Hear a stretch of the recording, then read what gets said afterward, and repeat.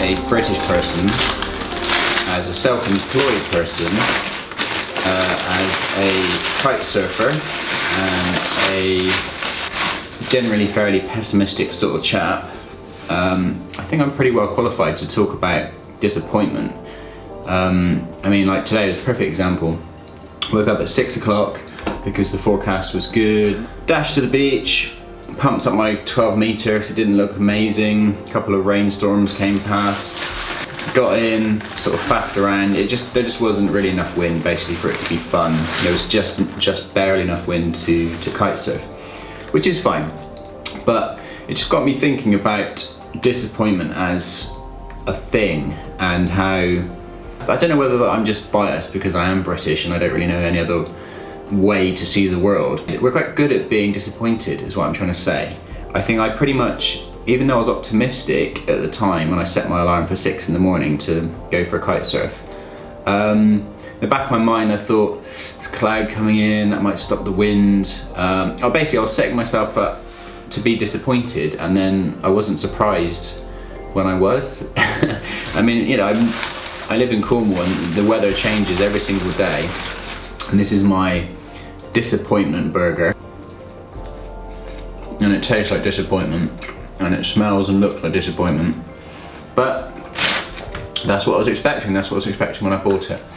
Anyway, I don't really have a point, but what's going around in my head is, yeah, do you think British people, English people, West Country people, I don't know, do you think we are good at being disappointed? Like, you know, in contrast, compare that to French or Australians or Americans. Like, I'm sure you'd see sort of Americans like, oh gosh damn it, like, you know, the forecast fucking lied to me again. You know, they'd be kind of quite, they'd be angry about the disappointment, whereas I think British people just kind of, we just kind of accept it. We just think, oh yeah, well, what else? What else were you expecting? You were expecting other than to be disappointed? Like, what's wrong with you? Like, that's literally what's going on in our heads, and it goes along for everything. Like, when you get your car insurance, you expect to get ripped off. When you park your car, you expect some idiot to scratch your door. You know, well, I do. You're just always expecting to be disappointed. So when the disappointment happens, you just sort of like go, yeah, well, of course.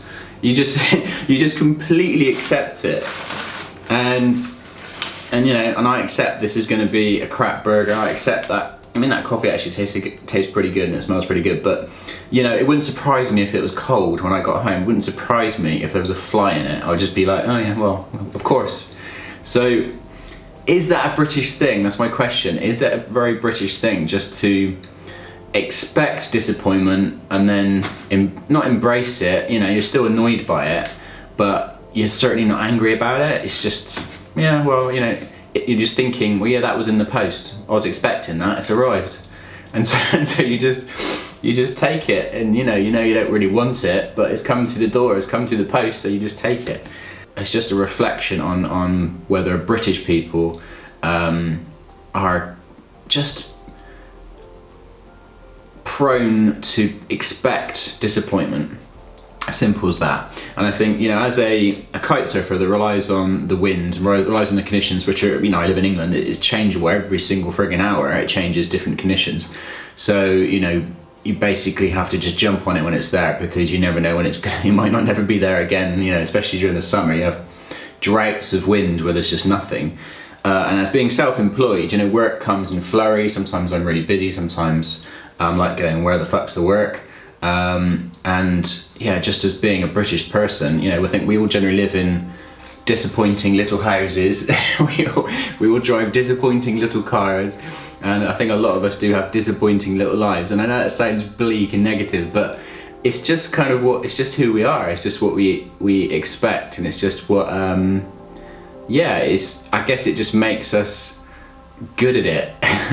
So I think when some big dramas, you know, they talk about the stiff upper lip thing. I think when some big dramatic, you know, catastrophe happens, I think that's probably when it bucks our ideas up, and we are probably actually quite good at dealing with that kind of crap, because It's like, oh, this is a break from the norm. It's not it's not disappointment anymore. It's like a fire, or it's this, or it's that. It's like something, oh, that needs direct action, and we're grateful for something that needs direct action because it's less of the constant string of disappointments that we expect and generally get. Anyway, this all sounds really negative. Doesn't mean to be. It's just, yeah, I was just posing the question: do you think that British people are uniquely predisposed and good at being disappointed? You know, don't get me wrong. I'm grateful for what I've got, and you know, I was merrily just, you know, landing my kite and packing the lines down and putting everything away, and I was looking around. You know, the beach, I had the beach pretty much to myself. You know, it's not like it's a tropical paradise or anything, but I was enjoying that moment of peace and quiet, and I was enjoying the fact that I was sort of smugly enjoying the fact that I was right, because I expected to be disappointed and then I was. Which, it just doesn't make any sense. If you break it down, it just doesn't make any sense. But I just think we're almost programmed to be, you know, to expect disappointment, and so therefore it just proves us right when it happens. But I don't really think, I'm sure a lot of people will be listening to this and just thinking that's a really negative way to be. You should be really happy and bouncing around, optimistic and all that. I don't really think it is necessarily a negative thing. It's obviously not a positive thing, but it's just part of our genetic makeup, and I think it would take a lot of a lot of therapy and a lot of conditioning to get ourselves out of it. So yeah, I don't know, it's just the way we are. Anyway, I'm gonna get back to my disappointing coffee